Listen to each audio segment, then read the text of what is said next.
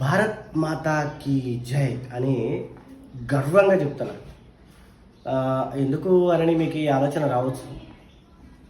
మీరు చూసే ఉంటారు నిన్న వీడియోల రూపంలో, అలాగే పేపర్ స్టేట్మెంట్స్లో కూడా వచ్చింది ఏంటంటే, ఆఫ్ఘనిస్తాన్ అంటే మన ఇండియా నుండి కొంతమంది దేశ పర్యటన చేయటం కోసం బైక్ల మీద రైడింగ్కి వెళ్తుంటారు కదా.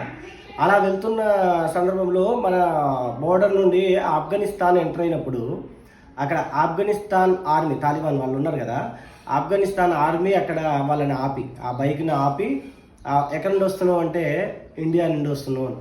ఓహో ఇండియానా, వావ్ ఇండియా, మేము దోస్తులు, ఇండియా మాకు మిత్ర దేశం, మేమంతా దోస్తులం అని చెప్పి ఆయన మాట్లాడిన మాటల్లో అద్భుతమైన ఫ్రెండ్షిప్ కుదిరింది అని అనడానికి అది నిదర్శనంగా కనిపించింది. అలాగే ఆయన ఏమన్నాడు, పాస్పోర్ట్ తీస్తుంటే పాస్పోర్ట్ అవసరం లేదు, ఎలాంటి సాక్ష్యాలు అవసరం లేదు, నువ్వు ఇండియా అని చెప్పినావు, అది చాలు, వెళ్ళిపో, ఏం చూసేది లేదని చెప్పేసి వాళ్ళు ఆయనకి దారినిచ్చిన పరిస్థితి. అక్కడ కబూల్ వెళ్తుంటే అక్కడ నుండి 3 గంటల సమయం అని చెప్పి అక్కడ చెబుతున్న ఆ తీరు నిజంగా గర్వంగా అనిపించింది.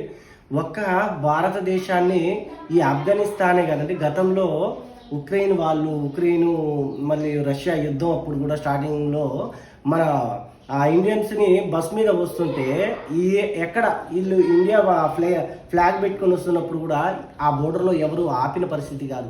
అలాగే ఎన్నో దేశాల్లో, ఇజ్రాయేలే కానీ, అమెరికా కానీ, ఇట్లా చూసుకుంటే ఎన్నో దేశాల్లో కూడా మన ఇండియా పేరు చెప్తున్నాను. ఈ గతంలో ఇండియన్స్ అంటే అంటారనే వాళ్ళుగా చూసేవాళ్ళట. అంటే అప్పుడు పాలన అంత గొప్పగా ఉంది మరి, ఇప్పుడు ఇండియన్స్ అంటే వరల్డ్ నెంబర్ 1 పర్సన్స్ అనే విధంగా ట్రీట్ చేస్తున్నారు. ఎందుకని చెప్పు మీకు అర్థమయ్యే ఉంటుంది.